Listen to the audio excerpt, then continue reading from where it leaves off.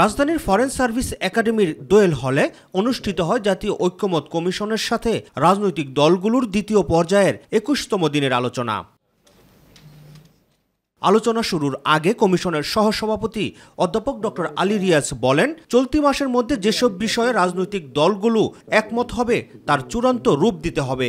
৩০ জুলাইয়ের মধ্যে আমরা যেভাবেই হোক আমাদের সনদের একটা চূড়ান্ত রূপ অন্তত পক্ষে যে সমস্ত বিষয়ে ঐক্যমত্য প্রতিষ্ঠা হয়েছে সেগুলো সুস্পষ্ট করতে হবে এবং সনদে অন্তর্ভুক্ত করতে হবে।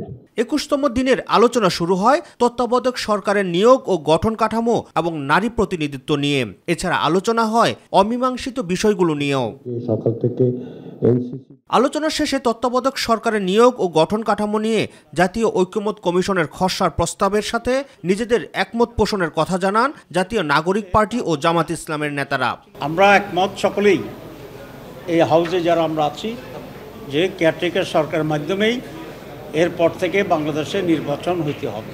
ত্রয়োদশ সংশোধনীতে যেভাবে বাধ্যতামূলকভাবে সাবেক বিচারপতিদেরকে তত্ত্বাবধায়ক সরকারের প্রধান উপদেষ্টা করার বিধান করা হয়েছিল, সেই জায়গাটা আমরা রাখার পক্ষপাতী নই। তবে এ নিয়ে দ্বিমত রয়েছে বিএনপির। আলোচনার শেষে ব্রিফিংয়ে দলটির স্থায়ী কমিটির সদস্য সালাউদ্দিন আহমেদ জানান, র্যাঙ্ক চয়েস পদ্ধতিতে আপত্তি রয়েছে তাদের। জুডিশিয়ারিকে বাইরে রেখে যতটা সম্ভব আমরা যদি এই সম্মতিটা আনতে পারি, জাতীয় ঐক্যমত আনতে পারি, তাহলে ভালো। কিন্তু এখানে আলোচনায় এটা এখনো পর্যন্ত ঐক্যমত পৌঁছানো যায় না। আমাদের সেই জায়গাতে দ্বিমত আছে, ভিন্ন মত আছে।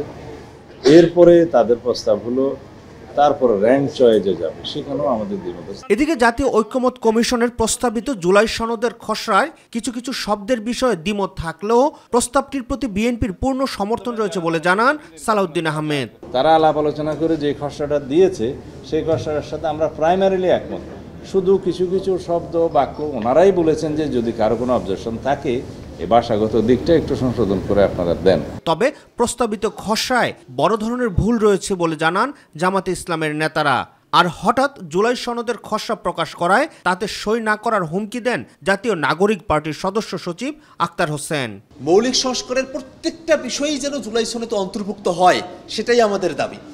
যদি কোনো বিষয়কে অনুল্লেখ করে বাদ দিয়ে জুলাই ঘোষণাপত্র প্রণয়ন করা হয়, সেক্ষেত্রে সেই জুলাই সনদে আমরা স্বাক্ষর করবো কিনা সেটা অবশ্যই বিবেচনাধীন। ঐক্যমত্য কমিশনের যে সমস্ত বিষয়গুলো আলোচনা হচ্ছে, আমরা একমত হচ্ছি বা সিদ্ধান্ত হচ্ছে, সেগুলো কিভাবে বাস্তবায়ন হবে এই ব্যাপারে কোনো ধরনের ইঙ্গিত স্পষ্টভাবে নাই। বরং যেটা লেখা হয়েছে সেটা একেবারেই শুধু হতাশাব্যঞ্জক নয়, এটা ডেঞ্জারাস।